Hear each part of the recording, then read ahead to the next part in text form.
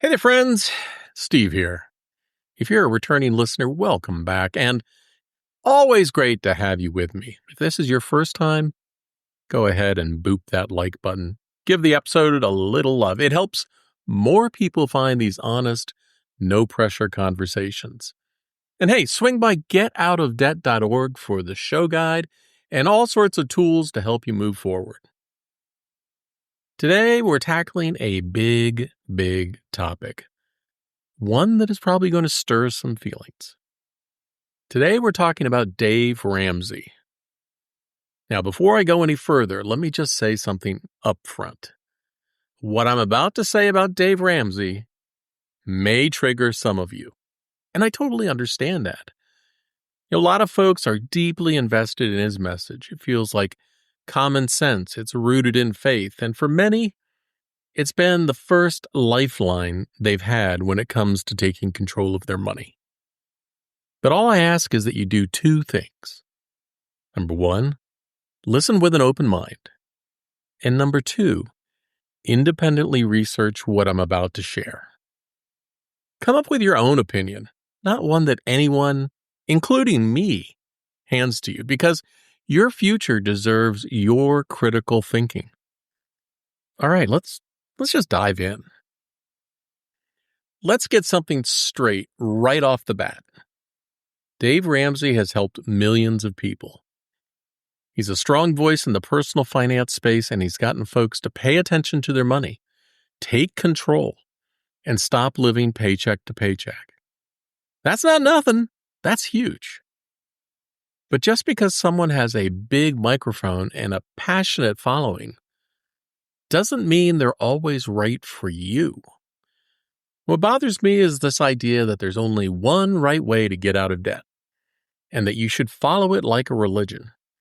Cut up all your credit cards, live on rice and beans, and suffer for 5 or 10 years before you even think about living again. And that's the part that really gets me. That lost time. You see, it could cost you over $1 million in lost retirement. We'll get to that in a second. If you've ever turned on the radio, watched YouTube, or strolled through a personal finance aisle at a bookstore, you've seen him. There's Dave. Bold voice, strong opinions, and a step-by-step plan known as the baby steps. Or as I like to call it, tiny feet. He created the debt snowball, encouraging people to pay off the smallest debts first for momentum. That strategy works for a lot of folks, no argument there. But what happens when the plan doesn't work for you? Or worse, what if the plan actually makes things harder in the long run? Let's keep it balanced. Dave's done a lot of good, but he's also received valid criticism over the years, even from former followers and finance journalists. Dave says never use credit cards, instead use debit cards, so you're only spending what you have. But from where I sit, that's terrible advice. Debit cards don't build credit. You could spend your whole life swiping and still get denied for a mortgage or rental. They offer fewer consumer protections. If someone gets your debit card info, they have direct access into your checking account. That's like handing your house key to a stranger. You don't get rewards. Unlike credit cards, you get nothing back. And when people say, "But, Steve, I can't trust myself with a credit card," I get it, but let's reframe that. If you can own sharp kitchen knives and not stab people with them, or you can drive your car down a road and stay on your side of a painted line, then guess what? You have the opportunity and the ability to use a credit card responsibly. Use it, pay it off weekly or daily or monthly, but don't write off a tool just because it can be misused. Dave frames bankruptcy as a moral failure, something that we should avoid at all costs. But here's the truth. Not only did Dave file bankruptcy, but bankruptcy is a legal tool, and it's so important it's even written into the U.S. Constitution. Don't believe me? Look it up. That's right, our founders recognized that sometimes people need a fresh start, and in many cases, it's the smartest option you have. In fact, I have a post on getoutofdebt.org where the Federal Reserve found that people who file bankruptcy actually recover faster and do better financially. I'll put a link to it in the description for you. Now, let me be clear. I am not saying everyone should file bankruptcy, but I do believe Dave and anyone giving serious financial advice should present it as an equal option worth investigating. Whether it's right for you depends entirely on your situation. Telling people to avoid bankruptcy no matter what is like having a bias against life preservers and telling a drowning person, "Don't grab it." You've got to use the tools available to keep yourself afloat.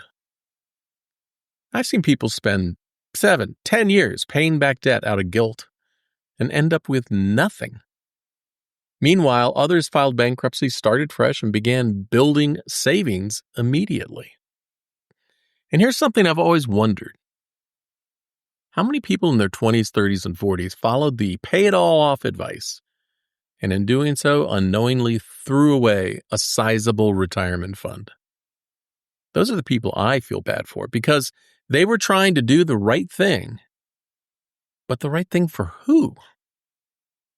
Some folks argue that people should pay every penny because they made a promise to the creditor. And I get that. Morals matter. But is it really how life works? I mean, don't people also have a right to do what's best for their future, what's allowed under the law, and to protect their finances for the years when they'll need it most? Is it more moral to pay now and fail later?